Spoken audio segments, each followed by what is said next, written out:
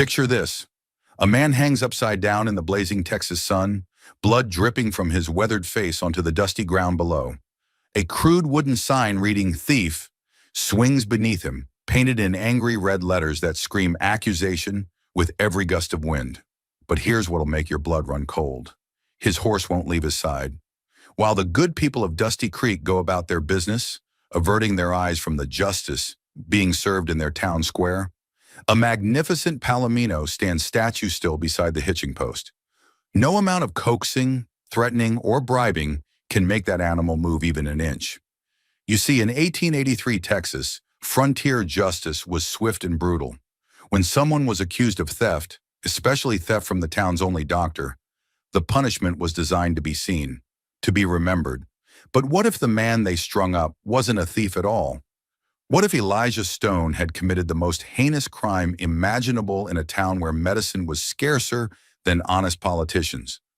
The crime of saving a dying child.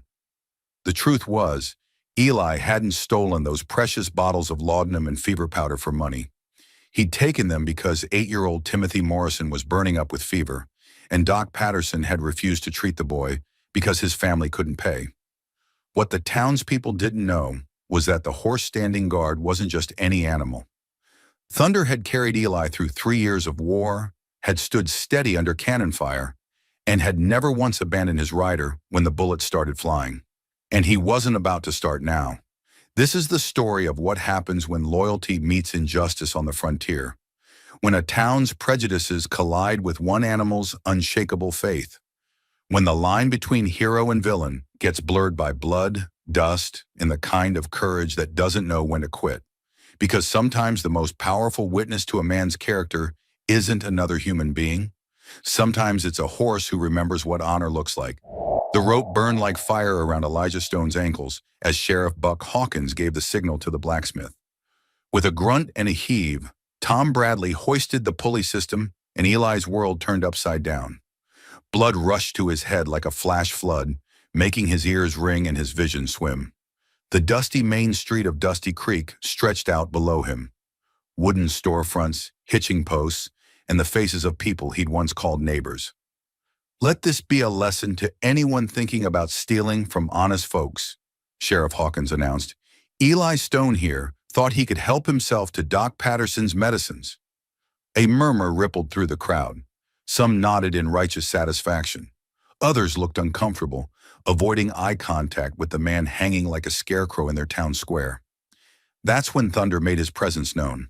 The big palomino had been tied to the hitching post outside Murphy's saloon, but now he stepped forward, his hooves striking the hard-packed earth with deliberate precision. The crowd fell silent as the horse positioned himself directly beside Eli's hanging form. Thunder's dark eyes held an intelligence that made observers uncomfortable. There was something almost human in the way he studied Eli's condition, something that spoke of loyalty deeper than mere training. "Get that damn animal away from here," Sheriff Hawkins barked at his deputy, Pete Collins. Pete approached Thunder cautiously, tugging gently on the horse's lead rope. "Come on, boy. Let's get you to the livery stable." Thunder didn't budge. His powerful shoulders remained set, his stance solid as bedrock. When Pete tugged harder, the horse simply flicked his ears back and planted his hooves more firmly. "I said move him!" Hawkins snapped, his face reddening. Tom Bradley approached Thunder with the confidence of a man who'd handled horses all his life. "Easy there, big fellow. Just need you to step aside." He reached for Thunder's bridle, but the horse swung his massive head away, never taking his eyes off Eli. When Tom tried again, Thunder stepped sideways, positioning himself even more protectively. "Well, I'll be damned," muttered old Jake Morrison, Timothy's grandfather. "That horse ain't leaving him."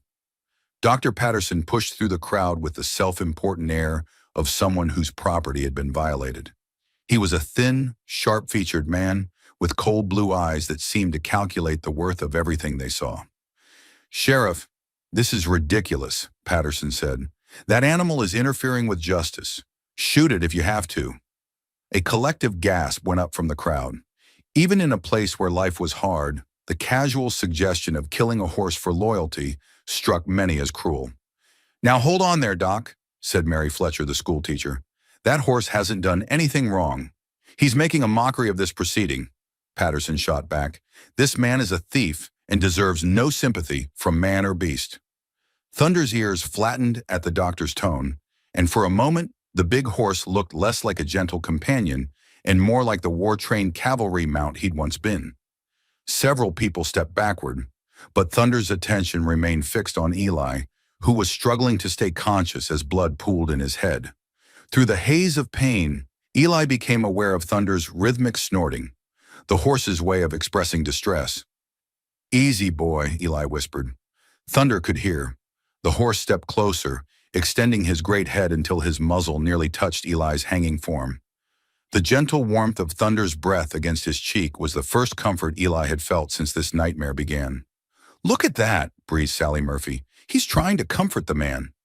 Thunder stood like a living shield between Eli and the crowd's stares, his golden coat gleaming in the harsh afternoon sun. Sheriff Hawkins had seen enough. He strode over and grabbed Thunder's lead rope, yanking hard enough to make the horse's head jerk. Thunder's response was immediate. He reared up on his hind legs, hooves flashing dangerously close to Hawkins' head, then came down with earth-shaking force. The sheriff stumbled backward, nearly tripping in his haste to escape those deadly hooves. "Jesus Christ," Hawkins swore, his hand moving to his gun. "That animal's gone loco." But Thunder wasn't acting crazy. His behavior seemed calculated, purposeful. He'd made his point without hurting anyone. He wasn't going anywhere. The crowd had grown larger as word spread. People emerged from shops and saloons, drawn by curiosity. But what they found wasn't simple frontier justice. It was something that challenged their assumptions about loyalty and the bonds between man and animal. "That's the damnedest thing I ever seen," said Ezra Mills, the ancient barber. "Horse won't leave a condemned man." "Maybe the horse knows something we don't," suggested Mary Fletcher quietly. "Don't be ridiculous," Patterson snapped. "It's just an animal. Animals don't understand justice." But even as he spoke, Patterson found himself watching Thunder with grudging fascination. The horse's behavior was unlike anything he'd seen. There was something almost human in Thunder's obvious distress at his master's suffering. As the afternoon wore on, Thunder remained exactly where he was. People came and went, but the Palomino stood his ground like a golden sentinel. Children dared each other to get close. When young Billy Patterson worked up the courage to approach, Thunder regarded him with calm eyes and gently nuzzled the boy's palm. "He's beautiful," Billy whispered. "I ain't never seen a horse stand so still." "Get away from there, Billy," Dr. Patterson called sharply. Seeing Thunder interact so gently with a child brought tears to Eli's eyes. Thunder had been a cavalry remount when Eli first encountered him during the war. The horse had been wounded, and military protocol demanded wounded animals be put down. But Eli, serving as a field surgeon with the 2nd Texas Cavalry, had seen something special in the big Palomino. Against orders, he'd nursed Thunder back to health, using precious medical supplies and spending countless hours gaining the animal's trust. When the war ended, Thunder had naturally come with Eli. They'd been inseparable for 3 years, through good times and bad. Now Thunder was making a choice, to stand by the man who'd saved his life, regardless of what the world thought. "Stubborn as his master," grumbled Sheriff Hawkins, who'd given up trying to move Thunder. "Both too stupid to know when they're beat." But Eli wasn't beaten. As long as Thunder stood beside him, as long as that magnificent animal refused to accept the town's judgment, there was still hope. The sun was beginning its descent when the next crisis arose. Eli had been hanging for nearly 4 hours, and the effects were becoming serious. His face was purple with blood, his breathing labored. Dr. Patterson, despite his anger, was still a physician. "Sheriff, if you keep him up there much longer, he's going to die. This is becoming dangerous." Hawkins spat into the dust. "Maybe that'd save us the trouble of a trial." "Buck Hawkins!" Martha Sinclair's voice cut like a whip. "You were elected to uphold the law, not murder people." "The man's a thief, Martha." "He took medicine to save a dying child." The interruption came from young Timothy Morrison himself. The 8-year-old pushed forward with fearless indignation. "He saved my life." "Timothy, hush," his mother said quickly, but the damage was done. "Is that true?" Martha demanded, turning to Dr. Patterson. Did Eli Stone take those medicines for this child? Patterson's face reddened. That's not the point. Theft is theft. The hell it isn't. This from Jake Morrison, Timothy's grandfather. If my grandson was dying and you wouldn't treat him, I'd have done the same damn thing. A murmur of agreement rippled through the crowd. For the first time since the hanging began, Sheriff Hawkins looked uncertain. The tide of public opinion was shifting. Thunder, meanwhile, continued his vigil. As the crowd's mood changed, the horse seemed to sense something important was happening. His ears pricked forward, but his feet never moved.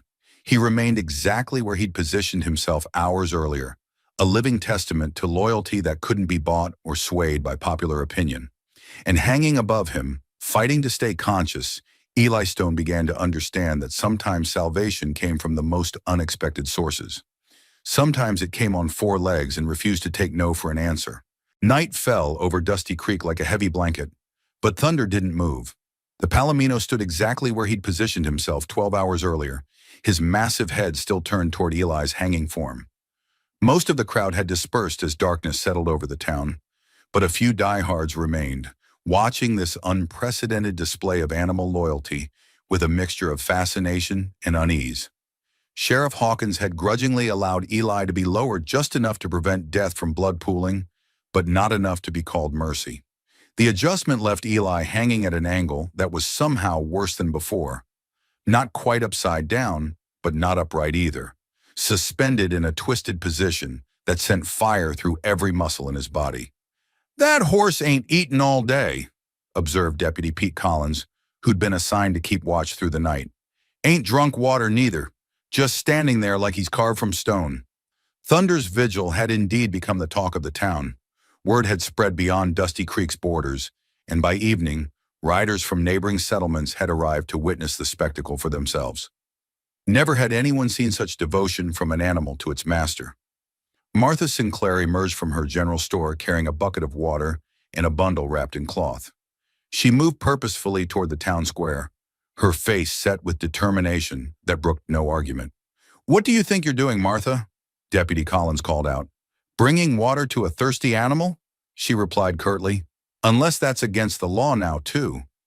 Collins opened his mouth to protest, then thought better of it. Martha Sinclair was not a woman to cross lightly, and besides, what harm could there be in watering a horse? Martha approached Thunder slowly, speaking in the gentle tones reserved for wounded creatures. "Easy there, beautiful boy. You must be parched something fierce." Thunder's ears flicked toward her voice, but his gaze never left Eli. When Martha held out the bucket, however, the horse's basic needs finally overcame his vigil. He lowered his great head and drank deeply, the sound of his swallowing unnaturally loud in the quiet square. "There's a good fellow," Martha murmured, stroking Thunder's neck. "Your master wouldn't want you suffering on his account?" As if summoned by her words, a weak voice drifted down from above. "Thank you, ma'am. He's a good horse." Martha looked up at Eli's twisted form, and her expression softened. "He surely is. Question is, what kind of man inspires such loyalty?" Before Eli could answer, another voice cut through the darkness. "The kind that steals from honest folks." Dr. Patterson approached from the direction of his clinic, medical bag in hand. Despite his harsh words, he'd come to check on his patient, though whether from medical duty or morbid curiosity was unclear. "His pulse is thready," Patterson announced after feeling Eli's wrist. "Blood pressure's dangerously low. Another few hours like this, and he'll be dead." "Maybe that's for the best," came Sheriff Hawkins' voice as he emerged from Murphy's saloon, whiskey heavy on his breath. "Save the territory, the cost of a trial." "Buck Hawkins," Martha's voice cracked like a whip. "You're talking about murder, and you know it. I'm talking about justice for a thief. A thief who saved a child's life," Martha shot back. "A child who'd be dead if not for Eli Stone's actions." Thunder suddenly lifted his head, ears pricked forward, and let out a low whinny. The sound carried across the square with an almost human quality of distress, as if the horse understood exactly what was being discussed. "Even the animal knows this is wrong," Martha said quietly. Dr. Patterson found himself studying Thunder with growing confusion. In 30 years of frontier medicine, he'd seen countless relationships between humans and animals. But nothing like this. The horse's behavior defied everything he thought he knew about animal intelligence. "It's just instinct," he muttered, more to convince himself than anyone else. "Animals form attachments to their providers, nothing more." But even as he spoke, Thunder did something that made everyone present question their assumptions.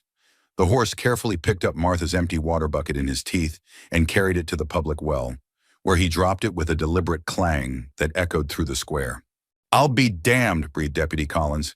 "Did that horse just—" "Ask for more water," Martha finished, her voice filled with wonder. "Yes, I believe he did." Thunder returned to his position beside Eli, but now his message was clear. He wasn't just standing vigil. He was actively trying to help, using whatever means his equine intelligence could devise. Word of Thunder's latest display spread quickly through the town's nocturnal population. Saloon patrons spilled out onto the street, night shift workers abandoned their posts, and even some folks roused from their beds came to witness this unprecedented event. Among the growing crowd was young Jory Bell, a 17-year-old who worked at the blacksmith shop. Jory had always been considered something of a dreamer, too gentle for the harsh realities of frontier life. But something about Thunder's loyalty struck a chord deep in his chest. "That horse has got more honor than half the men in this town," Jory said quietly to his friend Pete Morrison, Timothy's older brother. "Pa says animals don't have honor," Pete replied uncertainly. "Says they just do what they're trained to do." "Then who trained that horse to stand by a man the whole town's condemned? Who trained him to ask for water for his master?" Jory's voice carried a conviction that surprised even himself.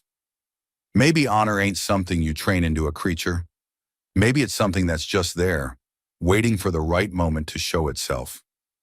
Their conversation was interrupted by the arrival of Timothy Morrison himself, accompanied by his mother, Sarah. The woman looked haggard, her face etched with lines of worry and guilt that hadn't been there a week ago. "Mama, why's Mr. Stone hanging like that?" Timothy asked, his 8-year-old voice cutting through the murmur of adult conversation. "Because he took something that didn't belong to him," Sarah replied, but her voice lacked conviction. "He took medicine to make me better," Timothy said with the brutal honesty of childhood. "Dr. Patterson wouldn't help because we couldn't pay. Mr. Stone saved my life." Thunder seemed to recognize Timothy's voice. The horse turned his great head toward the boy and nickered softly, a sound of greeting that made several observers catch their breath. "He remembers me," Timothy whispered in wonder, "from when Mr. Stone brought the medicine." Sarah Morrison's composure finally cracked. Tears began flowing down her cheeks as she looked up at the man who'd saved her son's life, now hanging like a common criminal. "This is wrong," she whispered. "This is so terribly wrong."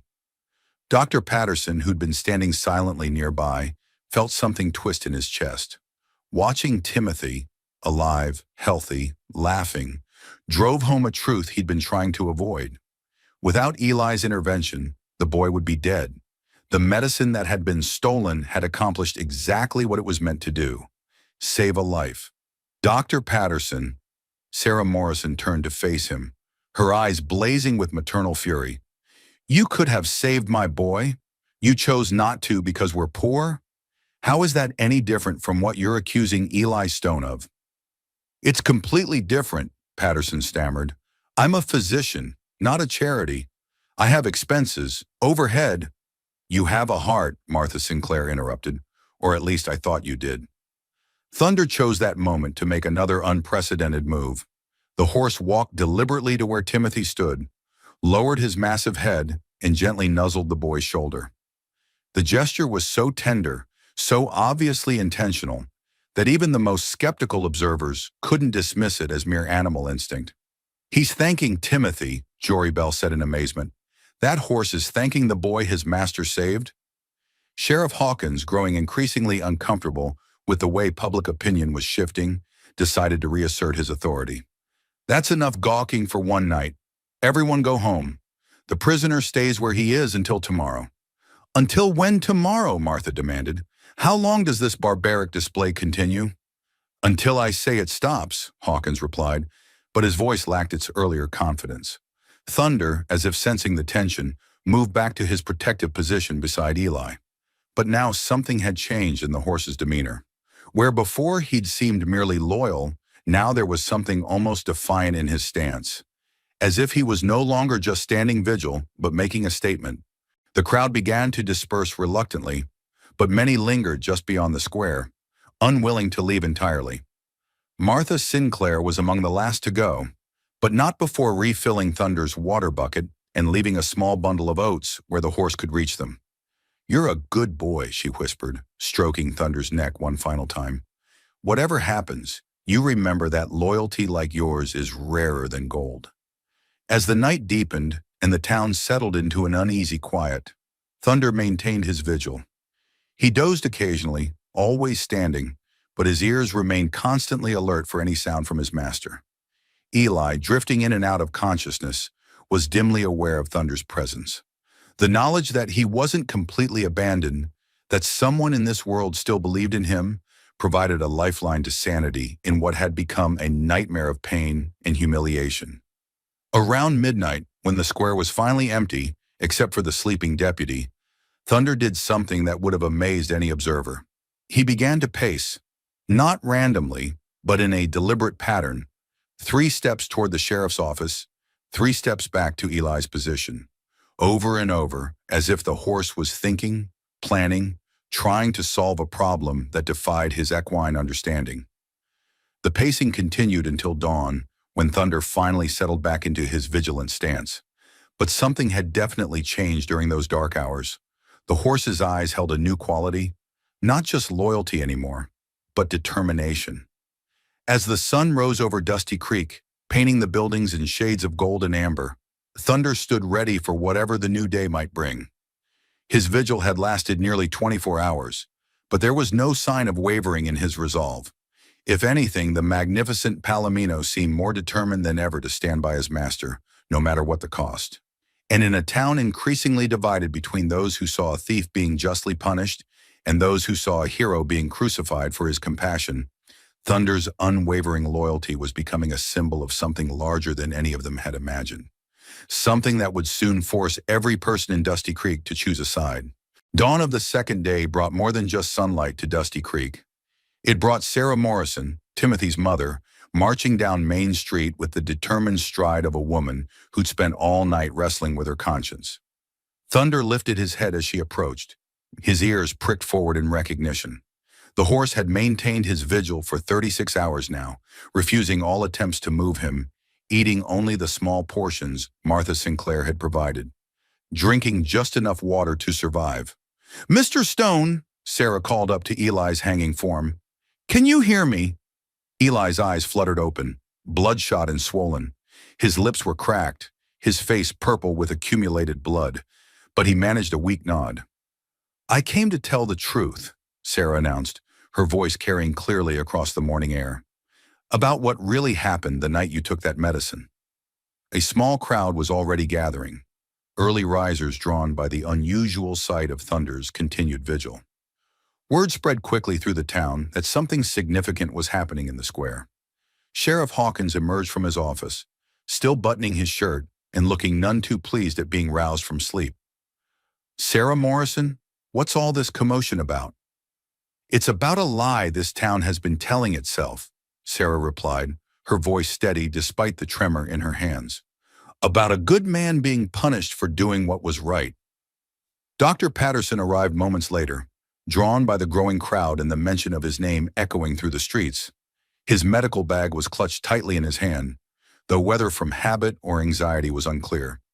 "Timothy was dying," Sarah began, addressing the crowd that had swelled to nearly 50 people.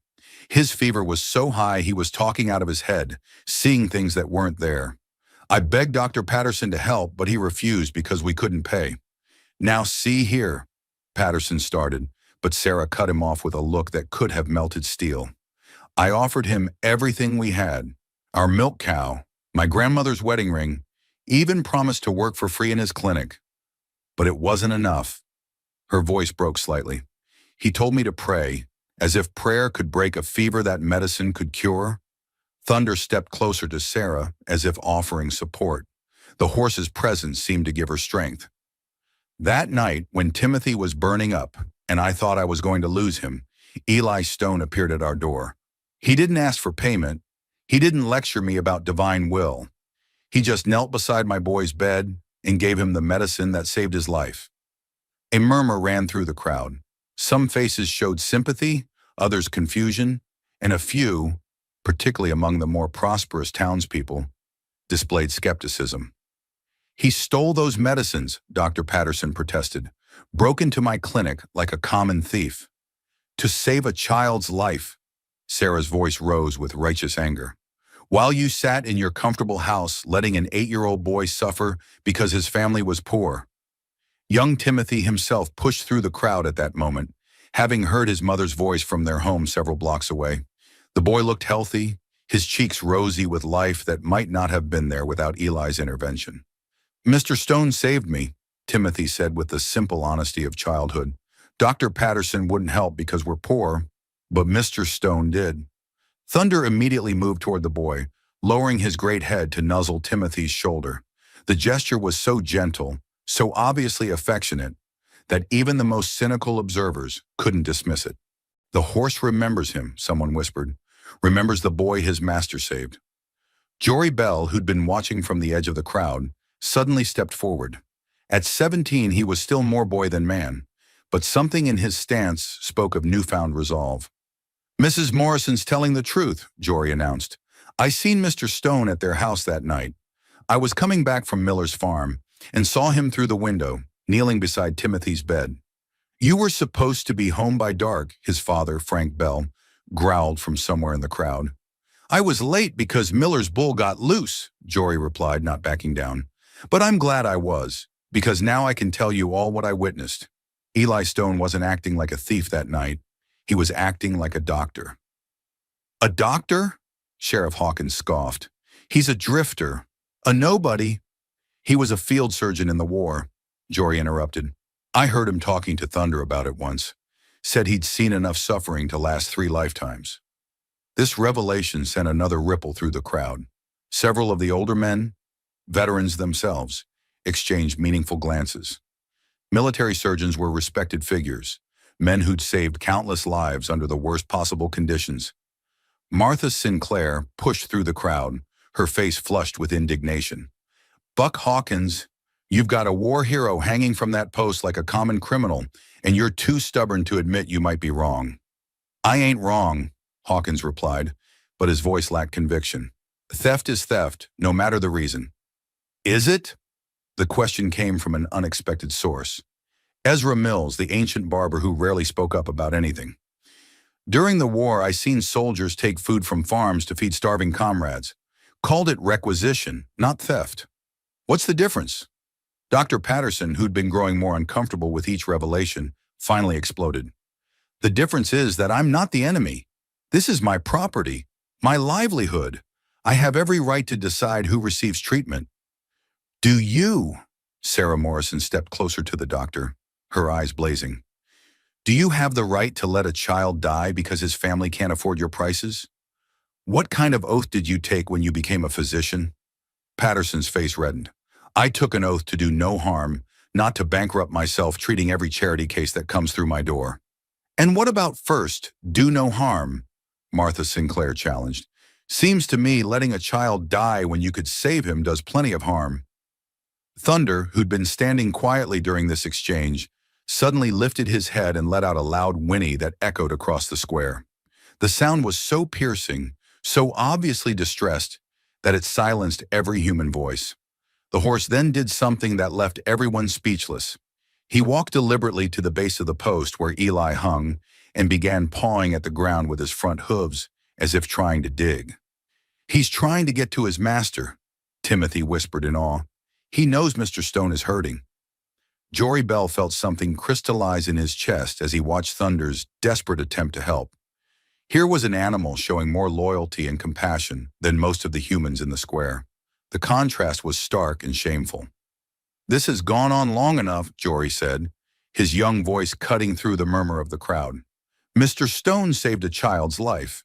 That horse has been standing vigil for 2 days, showing us what real loyalty looks like. And we're all standing here arguing about property rights while a good man suffers." "Jory, mind your place," his father warned. "My place is wherever I choose to make it, Pa." Jory replied, surprising everyone, including himself. And right now, I choose to stand with the truth.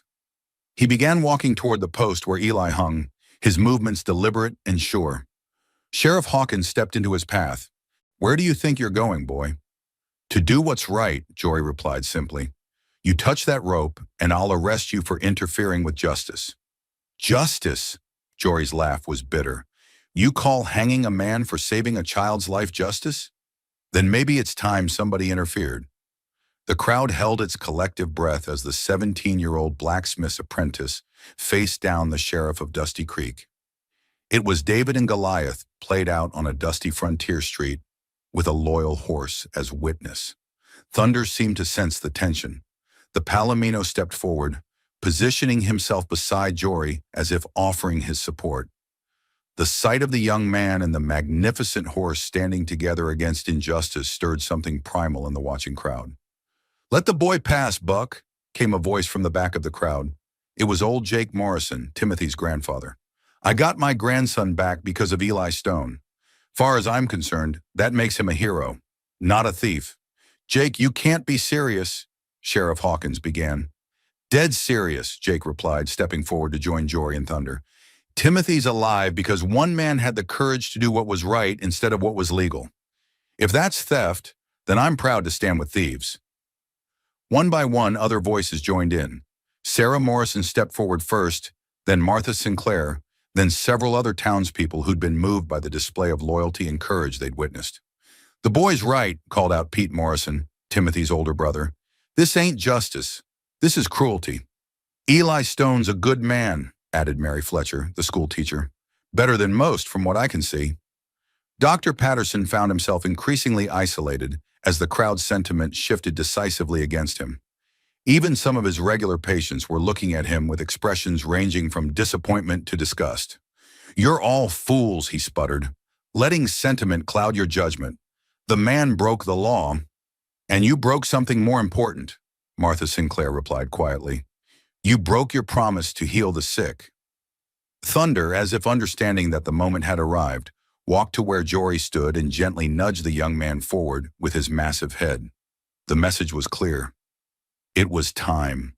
Jory looked up at Eli's suffering form, then at Thunder's trusting eyes, then at the crowd of people who were finally ready to do what was right.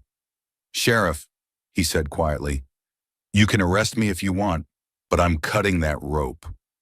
And with Thunder standing guard beside him, Jory Bell reached into his pocket and pulled out his sharpest knife.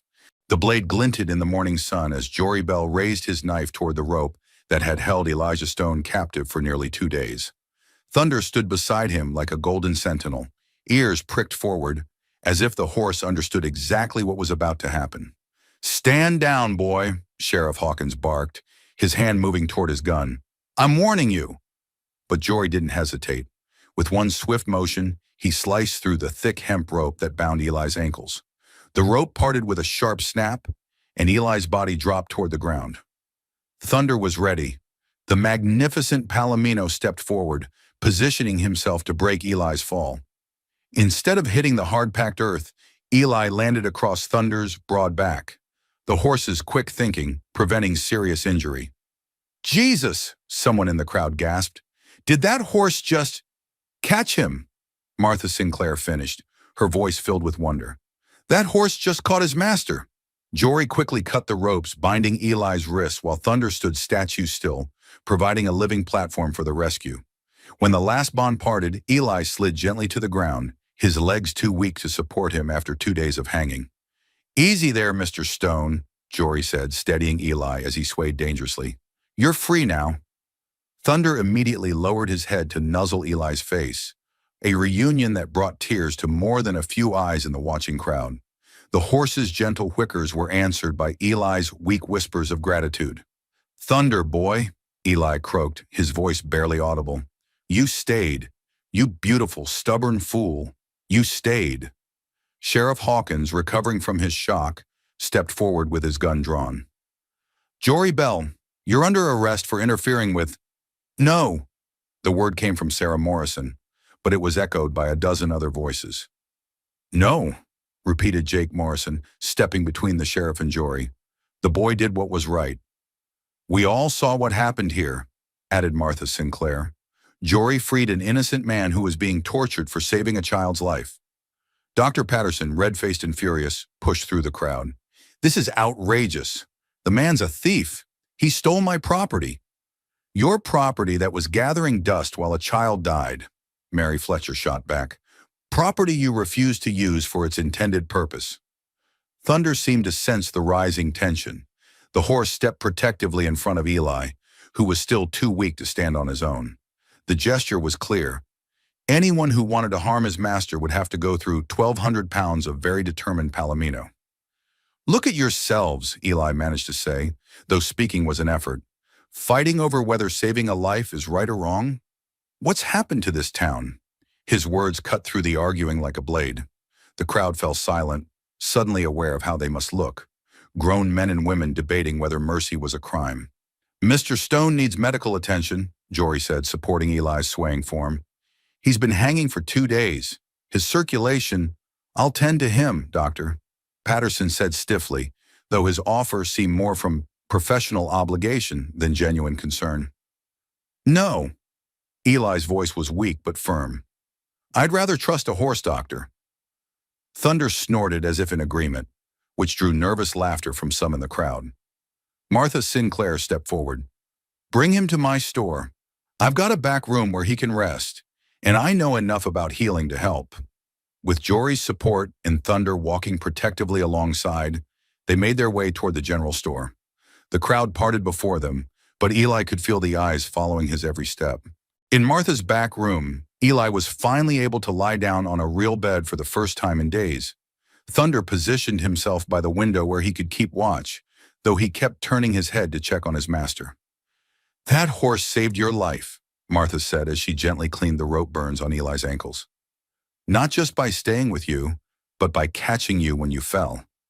I've never seen anything like it.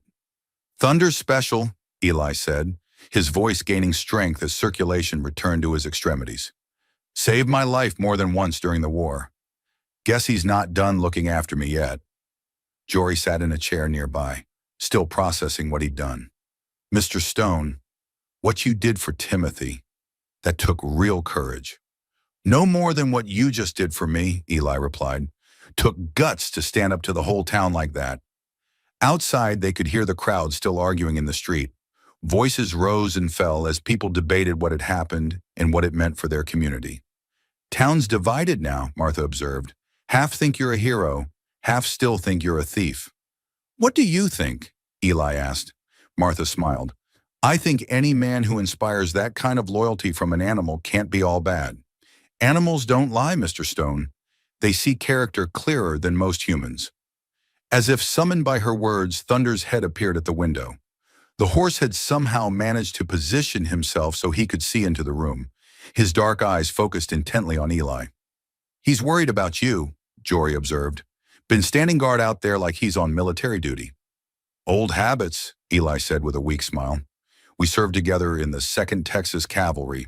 Thunder was wounded at Palmito Ranch, and I nursed him back to health. Guess he figures he owes me. Or maybe he just knows a good man when he sees one, Martha suggested. A commotion outside drew their attention. Through the window, they could see Dr. Patterson arguing heatedly with Sheriff Hawkins, while a growing crowd watched. What's that about? Jory wondered. Probably planning their next move, Eli said grimly. This isn't over. Patterson's lost face, and Hawkins looks like a fool. They won't let this stand. As if to prove his point, Sheriff Hawkins' voice rose above the general murmur. I don't care what the mob thinks. The man's a thief, and thieves get punished. Thunder's ears flattened against his skull at the sheriff's tone. The horse had learned to recognize threats during his cavalry days, and Hawkins definitely qualified. We need to get you out of town, Martha said urgently, at least until tempers cool down. I'm not running, Eli said, surprising them all. I've done nothing wrong. Timothy Morrison is alive because I acted when no one else would. I won't apologize for that. But if they come for you again, Jory started, then Thunder and I will face whatever comes, Eli replied with growing determination. I'm tired of running from men who think money matters more than human life. As if sensing his master's resolve, Thunder moved from the window to the door, positioning himself as a guard. The message was clear. Anyone wanting to reach Eli would have to get past the Palomino first. "You're both as stubborn as mules," Martha said, but there was admiration in her voice. "Fine. If you're staying, then we'd better get ready for trouble." The trouble arrived sooner than expected. Heavy footsteps on the boardwalk announced Sheriff Hawkins' approach, accompanied by Deputy Collins and, surprisingly, Dr. Patterson. "Open up, Martha," Hawkins called. "I know you got the thief in there." Thunder stepped directly in front of the door, blocking the entrance with his body. When Hawkins tried to push past, the horse reared up on his hind legs, hooves flashing dangerously close to the sheriff's head. "Get that damn animal out of the way," Hawkins shouted, drawing his gun. "You shoot that horse, Buck Hawkins, and you'll answer to me." Martha's voice carried clearly through the door. "And me," came Jory's voice. "And me." This from Timothy Morrison, who had apparently followed the commotion. Soon other voices joined in. Sarah Morrison, Jake Morrison, Mary Fletcher, and more. It seemed half the town was rallying to Eli's defense. "This is ridiculous," Dr. Patterson sputtered. "The man's a criminal." "The only crime here is what was done to Mr. Stone," came a new voice. Old Ezra Mills, the barber. "Hanging a man for showing mercy? That ain't justice." Thunder seemed to sense that the tide was turning. The horse relaxed slightly but remained in position, a golden barrier between Eli and those who would harm him. Inside the store, Eli struggled to his feet despite Martha's protests. "I won't hide behind others," he said firmly. "If there's going to be a reckoning, let's have it in the open." "Mr. Stone, you're in no condition," Jory began. "I'm in no condition to keep running," Eli interrupted. "It's time to settle this once and for all." He walked slowly to the door, Martha and Jory flanking him for support. When he opened it, Thunder stepped aside but remained close, ready to intervene if necessary. The sight that greeted them was remarkable. The street in front of Martha's store was packed with people, but they weren't all hostile. The crowd had clearly divided into two camps, those supporting Eli and those supporting the sheriff and doctor. "Eli Stone," Sheriff Hawkins announced formally, "you're under arrest for theft of medical supplies." "No, he isn't," came a strong voice from the crowd. It was Judge Samuel Crawford, who had apparently just arrived from the county seat. "Because I've just dismissed all charges against Mr. Stone." The announcement sent a shockwave through both camps. Hawkins' face went white, then red. "Judge, you can't just—" "I can and I have," Judge Crawford replied firmly. "Based on testimony from multiple witnesses, including the victim's family, it's clear that Mr. Stone acted to preserve life in an emergency situation. That's not theft. That's heroism." Thunder lifted his head and let out a triumphant whinny that echoed across the square, as if the horse understood exactly what had just happened. For the first time in 3 days, Elijah Stone was truly free, and standing beside him, golden coat gleaming in the afternoon sun, was the horse whose loyalty had helped save not just one man, but an entire town's sense of justice. 3 days after Judge Crawford's pronouncement freed Elijah Stone, word arrived that would test both his recovery and his resolve. A desperate rider galloped into Dusty Creek just as the morning sun painted the buildings gold, his horse lathered with sweat and his face etched with panic. "Doc!" the man called out, sliding from his saddle near Dr. Patterson's clinic. "Doc, you gotta come. There's been an accident at the Miller Ranch. 3 children trapped under a collapsed barn." Dr. Patterson emerged from his clinic, medical bag already in hand, but stopped short when he saw who the messenger was. "Tom Miller, I thought I told you last month that your account needs settling before—" "They're dying," Tom Miller cut him off desperately. "My boy Jake, the Peterson girl, and little Mary Sinclair. The whole barn came down on them. Please, Doc, I'll pay whatever you want, but they need help now." Patterson hesitated, his mercenary instincts warring with his medical oath. That hesitation was all Eli needed to see.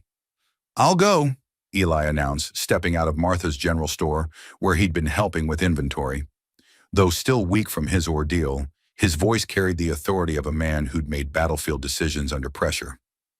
"You," Dr. Patterson scoffed. "You're not even a real doctor." "I'm a trained field surgeon," Eli replied calmly, already moving toward Thunder, who had sensed the urgency and was pawing the ground restlessly. I've treated everything from bullet wounds to crush injuries. How many barn collapses have you handled, Patterson? Tom Miller looked between the two men, desperation overcoming any concern about Eli's recent troubles. Mister, I don't care if you're the devil himself. If you can help those children, I'm begging you to come. Thunder was already saddled and ready, as if the horse had been anticipating this moment. Eli swung up into the saddle with effort, his body still protesting from the hanging, but determination overrode his physical limitations. Wait, Martha called out, running from her store with a cloth sack. Medical supplies. What I could gather quickly. And this, added Jory Bell, appearing with a leather satchel. Tools from the blacksmith shop. Might need them to move debris. As Eli prepared to ride out, a surprising voice stopped him. Take me with you. It was Dr. Patterson, his face pale but resolute. Those children, they'll need all the help they can get. Eli studied the man who had been his accuser and tormentor. Why? Patterson looked down at his hands. Because maybe it's time I remembered why I became a doctor in the first place. The ride to the Miller Ranch took 20 minutes at Thunder's ground-eating gallop, with Dr. Patterson following on his own mare. Tom Miller led the way, shouting directions over the thunder of hooves. What they found was worse than Eli had imagined. The old barn had collapsed completely, its heavy wooden beams creating a deadly maze of debris. Frantic adults were digging with their bare hands, but the structure was too unstable for safe rescue efforts. Where are they? Eli demanded, sliding from Thunder's saddle. There, pointed Sarah Peterson, tears streaming down her face. Under that section. We can hear them crying, but every time we try to move a beam, more debris shifts. Eli studied the wreckage with the practiced eye of someone who'd seen battlefield carnage. The children were trapped in a pocket created by two intersecting beams, but the entire structure was balanced precariously. One wrong move could bring the rest down on them. We need leverage and support, Eli said, his military training taking over. Jory, can you rig a pulley system using those tools? Give me 10 minutes, Jory replied, already unpacking his blacksmith equipment. Patterson, I need you to prepare for crush injuries, possible internal bleeding, and shock, Eli continued. These children have been trapped for hours. Thunder seemed to understand the gravity of the situation. The horse positioned himself near the collapsed barn, snorting and pawing as if eager to help however he could. Easy, boy, Eli murmured. But then an idea struck him. Actually, Thunder, I might need your strength. Working together, Eli and Jory rigged a system using Thunder's powerful frame as an anchor point. Ropes were attached to the horse's saddle horn, running through pulleys to provide the mechanical advantage needed to lift the heavy beam safely. When I give the signal, Eli told Tom Miller, have Thunder back up slowly. The rope tension should lift that main beam enough for us to shore it up and create a safe passage. The rescue was painstakingly slow. Each beam had to be moved incrementally with constant monitoring for structural shifts. Thunder proved invaluable, responding to voice commands with the precision of a trained cavalry mount. The horse seemed to understand that lives hung in the balance, moving with careful deliberation rather than his usual spirited energy.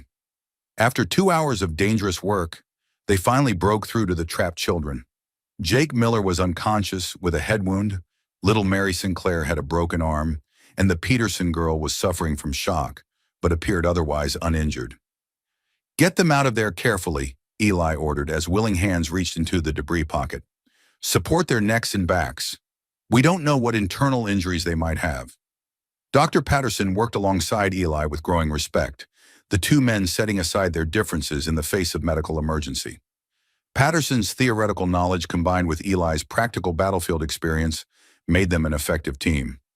This boy needs surgery, Patterson said after examining Jake Miller. That head wound is serious. Then we'd better get him back to town fast, Eli replied. Thunder can make the trip in 15 minutes. As they prepared to transport the injured children, Tom Miller grabbed Eli's arm. Mr. Stone, I don't know how to thank you. If you hadn't come... Thank Thunder, Eli said simply. Without him, we never could have moved those beams safely. The journey back to Dusty Creek was a race against time. Thunder carried Jake Miller and Dr. Patterson, maintaining a smooth gait that minimized jarring to the injured boy. Eli rode behind with Mary Sinclair cradled in his arms, while other townspeople transported the Peterson girl. Word of the rescue had reached town ahead of them. A crowd gathered as they rode down Main Street, but this time the faces showed admiration rather than hostility. Even Sheriff Hawkins was there, his expression grudgingly respectful. "How are they?" Martha Sinclair asked anxiously as Eli handed down her niece. "They'll all recover, Doctor," Patterson announced, thanks to Mr. Stone's quick thinking and unconventional methods. Thunder stood quietly as medical equipment was unloaded from his saddle, but Eli could see the exhaustion in the horse's eyes. The Palomino had given everything he had to help save those children. "You did good, boy," Eli whispered, stroking Thunder's neck. "Real good." Over the following days, as the children recovered, something fundamental shifted in Dusty Creek. The sight of Eli and Dr. Patterson working together, of Thunder serving as a rescue horse, of the entire community pulling together for the sake of 3 trapped children, had reminded everyone what really mattered. "I owe you an apology, Doctor," Patterson said one evening as he and Eli sat on Martha's porch, watching Thunder graze contentedly in the small paddock behind the store. "I let greed and pride cloud my judgment. What you did for Timothy Morrison? It was what I should have done." "We all make mistakes," Eli replied. "Question is what we learn from them." "I'd like to make you an offer," Patterson continued. "This town needs 2 doctors. I have the book learning, you have the battlefield experience. Together we could really help people." Eli considered the proposal. "What about payment?" "Not everyone in this town can afford medical care." Patterson smiled ruefully. "I think maybe some things are more important than profit. Besides, I suspect our most famous patient wouldn't have it any other way." He gestured toward Thunder, who had wandered close to the porch and was eyeing them with obvious interest. "That horse of yours has become something of a legend," Patterson added. "People are calling him the hero of the barn collapse. Children come by just to pet him and hear stories about his loyalty." Indeed, Thunder had become a celebrity of sorts. His vigil during Eli's hanging, combined with his crucial role in the rescue, had made him a symbol of loyalty and service that the town had embraced wholeheartedly. "So what do you say?" Patterson asked. "Partners." Eli looked at Thunder, who nickered softly as if offering his own opinion. The horse's intelligence and loyalty had saved not just Eli's life, but had helped heal a divided community. Maybe it was time to put down roots, to build something lasting instead of just drifting from town to town. "I say Thunder deserves the best stable in Texas for all he's done," Eli replied with a smile. "And I suppose someone should stick around to make sure he gets it." As the sun set over Dusty Creek, painting the sky in brilliant shades of orange and red, 3 figures sat peacefully on Martha's porch. 2 men who had learned that healing was about more than medicine, and a horse who had shown them all what real loyalty looked like. But even as peace settled over the town, Eli knew that their greatest challenge still lay ahead, because tomorrow would bring new patients, new emergencies, and new opportunities to prove that sometimes the most powerful medicine of all was simply giving a damn about your fellow human beings. And with Thunder by his side, Eli Stone was ready for whatever came next. 6 months after the barn collapse rescue, Dusty Creek had transformed into something resembling a real town. The arrival of the railroad survey team had brought new businesses, new residents, and most importantly, new respect for the community that had rallied around justice and compassion. But for Elijah Stone and Thunder, the changes were more personal and profound. The old wooden sign that had once read "Thief" now lay buried beneath the new foundation of the Stone Patterson Medical Clinic, the first official medical facility in 3 counties. In its place, a brass plaque announced, "Dedicated to the principle that healing knows no boundaries of wealth or status." Thunder had his own memorial of sorts, the finest stable in Texas, built by grateful townspeople who remembered how a horse's loyalty had awakened their conscience.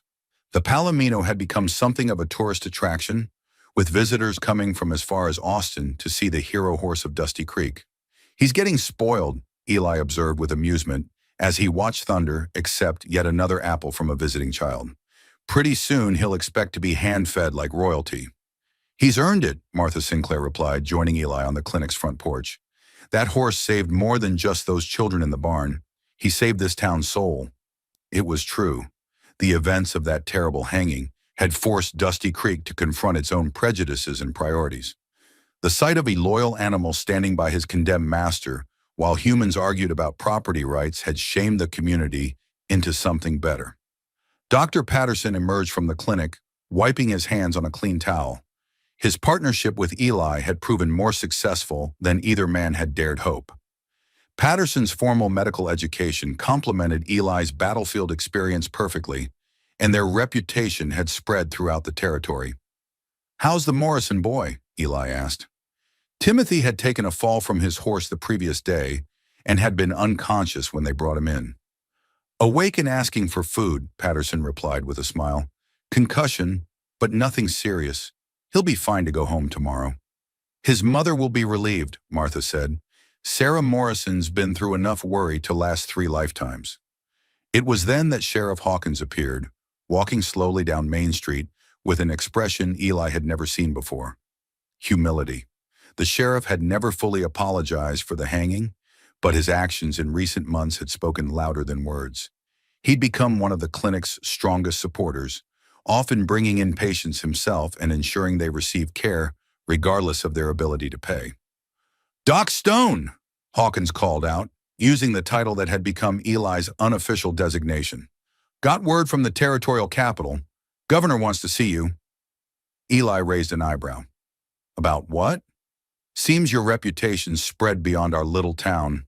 They're talking about making you the territorial medical examiner, official appointment, government salary, the whole works." The offer hung in the air like morning mist. It was the kind of opportunity Eli had never dreamed of. Respect, financial security, recognition for his skills. Everything a man could want.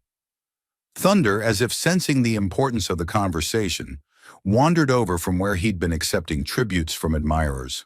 The horse positioned himself beside Eli, ears pricked forward attentively. "That's quite an honor, Doctor," Patterson said carefully. "Territorial medical examiner. You'd be responsible for investigations across half of Texas." "It would mean traveling," Eli mused, stroking Thunder's neck. "A lot of traveling. Away from here." "Away from us," Martha added quietly. Eli looked around at the town that had once condemned him, then embraced him. At the clinic where he'd found purpose. At the people who'd become more than patients. They'd become family. "Buck," he said finally, "tell the governor I'm honored by the offer, but I'm needed here." Relief flooded several faces, but it was Thunder's reaction that sealed the decision. The horse nudged Eli's shoulder with obvious approval, as if the Palomino had been holding his breath, waiting for that answer. "Besides," Eli continued with a grin, "I don't think Thunder's interested in becoming a government horse. He's got a reputation to maintain as the most spoiled animal in Texas." Thunder snorted as if in agreement, which drew laughter from the small group. As evening approached, the town settled into its comfortable routine. Oil lamps flickered to life in windows. The saloon piano began its nightly repertoire, and families gathered for supper around tables, where children said grace for food and safety and the kindness of strangers. Eli made his final rounds of the day, checking on patients and ensuring the clinic was properly secured. Thunder followed him faithfully, the horse's presence as natural as breathing after all they'd been through together. Their last stop was the small cemetery behind the church, where a simple wooden cross marked the grave of Henry Patterson, Dr. Patterson's father, who had founded the original clinic decades earlier. The older Patterson had believed in healing without regard for profit, a philosophy his son had forgotten until recent events reminded him of his father's legacy. "Think he'd be proud?" Dr. Patterson asked, joining Eli beside the grave. "Of what we've built here?" "I think he'd be proud that his son remembered why he became a doctor," Eli replied. "Sometimes we lose our way, but what matters is finding the path back." Thunder lowered his great head toward the grave marker, a gesture so solemn and respectful that both men felt their throats tighten with emotion. As they walked back toward town, Eli reflected on the strange journey that had brought him here. A year ago, he'd been a drifter with no roots, no purpose beyond his next meal and shelter. Now he was part of something larger, a community, a calling, a future worth building. "You know what I realized?" Eli said as they reached the clinic. "That sign they hung around my neck. It was wrong. How so? Patterson asked. I'm not a thief, Eli said, looking at Thunder, who had positioned himself for his nightly guard duty. I'm a collector. A collector? Eli smiled. I collect broken things and try to fix them. Broken bodies, broken spirits, broken towns, sometimes even broken horses who need a second chance. Thunder whickered softly, as if agreeing with the assessment. And sometimes, Patterson added thoughtfully, broken doctors who've forgotten their calling. As the stars emerged in the clear Texas sky, three figures stood together outside the clinic. Two men who'd learned that healing was about more than medicine, and a horse who'd taught an entire town the meaning of loyalty. The wooden post where Eli had once hung in shame now served as a hitching post for patients' horses. The rope that had bound him was long gone, replaced by the ties that bind a community together. Trust, compassion, and the shared belief that every life has value. Dusty Creek had found its soul doctor, Patterson had found his purpose, and Eli Stone had found his home. But most importantly, Thunder had found his legacy, not just as a loyal horse, but as the catalyst for a transformation that would be remembered long after the last witness had passed away. Because sometimes the most powerful medicine isn't found in bottles or books. Sometimes it's found in the simple act of refusing to abandon someone when the whole world has given up on them. 10 years have passed since that blazing Texas morning when Thunder refused to leave his master's side, and the legend has only grown with time. What started as one horse's stubborn loyalty has become a story told around campfires from Mexico to Montana, a testament to the kind of courage that doesn't know when to quit. The Stone Patterson Medical Clinic now serves 8 counties, with a reputation that extends from the Rio Grande to the Red River and beyond. Elijah Stone's innovative techniques, combining battlefield medicine with frontier practicality, are taught in medical schools as far away as Boston and Philadelphia. Medical journals publish his papers on emergency surgery, but the academics miss the point entirely, because it's not the medical journals or the official recognition that matter most to the people who've lived this story. It's the knowledge that when trouble comes, and in frontier Texas, trouble always comes. They have 2 doctors who'll answer any call, day or night, winter storm or summer heat, regardless of the patient's ability to pay a single red cent. Thunder, now a magnificent 15-year-old stallion in the prime of his life, has become something far more than a local treasure. Children grow up hearing stories of his loyalty, of how one horse's refusal to abandon his master changed an entire town's understanding of what loyalty really means. Travelers detour through Dusty Creek just to see the famous Palomino who taught a community about character. But Thunder isn't just living on past glory. The Golden Stallion still accompanies Eli on house calls throughout the territory, still serves as both transportation and assistant when medical equipment needs to be carried to remote locations where wagons fear to go. His steady gait has carried countless patients to safety. His strength has pulled medical supplies up mountain trails, and his gentle nature has comforted more frightened children than anyone could count. Yet his greatest role remains what it's always been, a living reminder that character isn't determined by species, wealth, or social status. It's determined by the choices we make when everything is on the line, when the whole world is watching, when standing up means standing alone. The transformation of Dusty Creek became a model for other frontier communities. Word spread about the town that had learned to value character over coin, courage over comfort. The railroad came through as planned, but instead of exploiting the community, the corporation found itself dealing with people who understood the difference between progress and greed. Martha Sinclair's general store expanded into a trading post that serves travelers from 3 territories.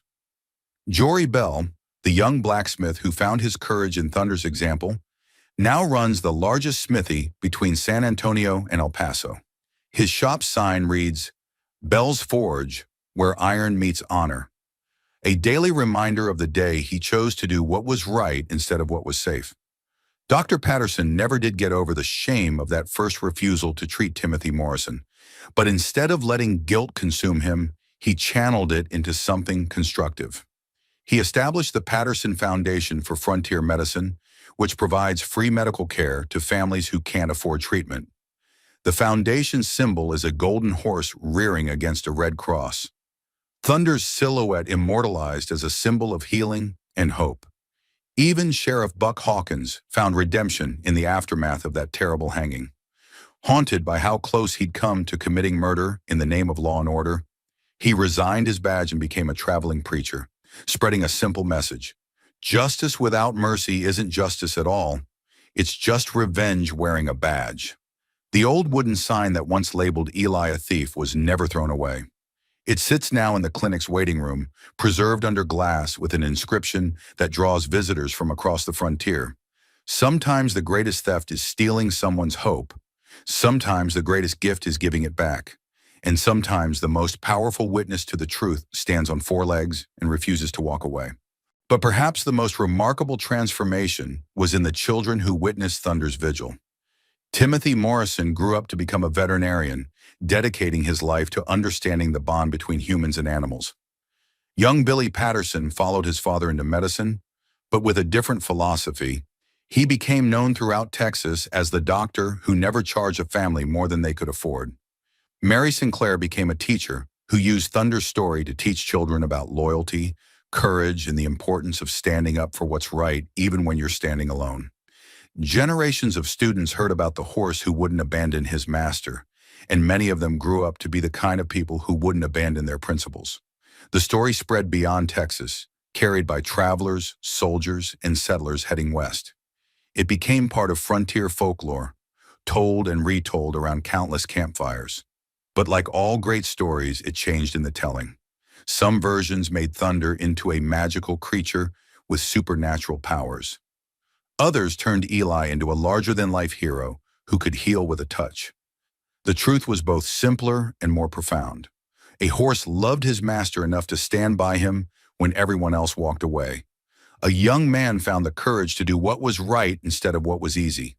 A community learned that character matters more than wealth, and a town that had almost lost its soul found it again in the loyalty of an animal who understood honor better than most humans. Now it's your turn to answer the question that changed everything in Dusty Creek. What would you do if you saw someone condemned by a crowd but defended only by an animal? Would you trust the judgment of the people or the loyalty of a horse who knew the truth? Have you ever witnessed a moment when someone, human or animal, showed the kind of loyalty that changed everything? When standing up for what's right meant standing against what's popular. Share your stories in the comments below. Tell us about the times you've seen true character revealed not in words but in actions. Because every generation needs to hear these stories, needs to remember that courage isn't the absence of fear. It's doing what's right despite the fear. If this tale of loyalty, justice, and the bonds that transcend species touched your heart, hit that like button and let us know. Subscribe to Wild West Stories for more tales of the frontier, where character was forged in fire and tested by hardship. Because sometimes the most important lessons about humanity come from those who aren't human at all. Sometimes the greatest teachers walk on four legs and speak without words. And sometimes the most powerful force in the world isn't money or violence or influence. It's simply refusing to abandon someone when everyone else has given up. Thanks for riding with us through this story, partners. Remember Thunder's lesson. Loyalty isn't just about standing by someone when it's easy. It's about standing by them when the whole world says you're a fool for doing it. Until the next trail, keep your eyes open for the thunder in your own life. The moment when choosing loyalty over convenience, courage over comfort, and character over popularity makes all the difference. Because in the end, that's what separates the heroes from the crowd.